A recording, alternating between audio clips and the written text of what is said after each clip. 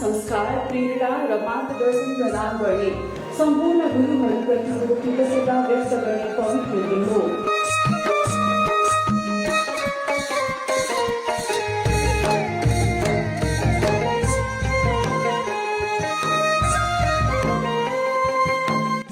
कक्षामा पढाउने मात्रै नभएर हामीले बाटोतिर आएको समयमा मार्गनिर्देश गर्ने हाम्रा मार्गदर्शक पनि महान हुनुहुन्छ। रेजिमा, तिमीले यसो भन्दै गर्दा मलाई कक्षा 6मा पढेको एउटा कक्षाको कवितांश याद आयो। भन्नुहोस् न। उक्त कविता देवी नेपालद्वारा लिखित हो र कविताको शीर्षक गुरु रहेको थियो। उक्त कविताको कवितांश यस प्रकार रहेको छ। गुरुमा ज्ञानको ज्योति चम्किलो जब बन्दछ, धरतीले जन्मको सार पूर्ण रूपमा भन्दछ। एक गरी ज्ञान शिष्यमा सर्न थाल्दछ, त्यागको तेज हो कस्तो ढुङ्गो पनि पराल्दछ।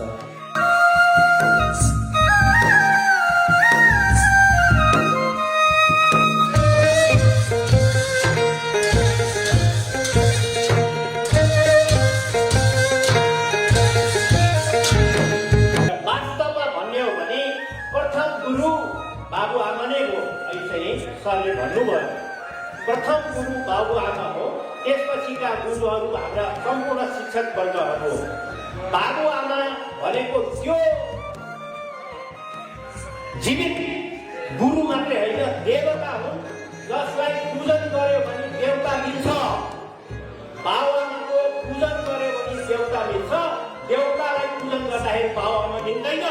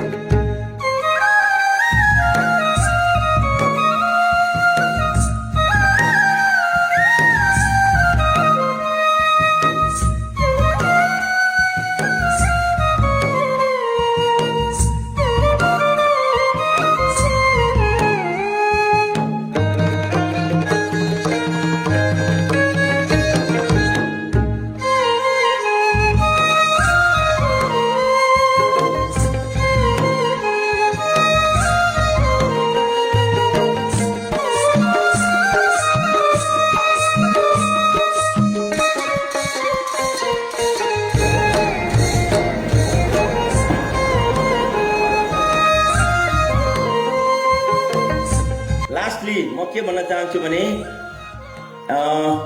यो गुरु पूर्णिमाको दिन तपाईँले ग्रान्ड प्रोग्राम आयोजना गरेर हामीलाई एउटा गिफ्ट दिनुभयो। र सबभन्दा ठुलो गिफ्ट चाहिँ तपाईँहरू अब हामीले अफिसर क्याडेटमा सिलेक्सन भएको देख्नु परोस्, त्यो नै हाम्रो सबभन्दा ठुलो गिफ्ट हुनेछ। And we hope that is the best wishes. त्यसको लागि म तपाईँलाई सधैँ तयारी रहन र आशीर्वाद दिन चाहन्छु। Once again thank you very much all of you, our students, which make this program grand success. Thank you very much. Thank you, sir. Thank you.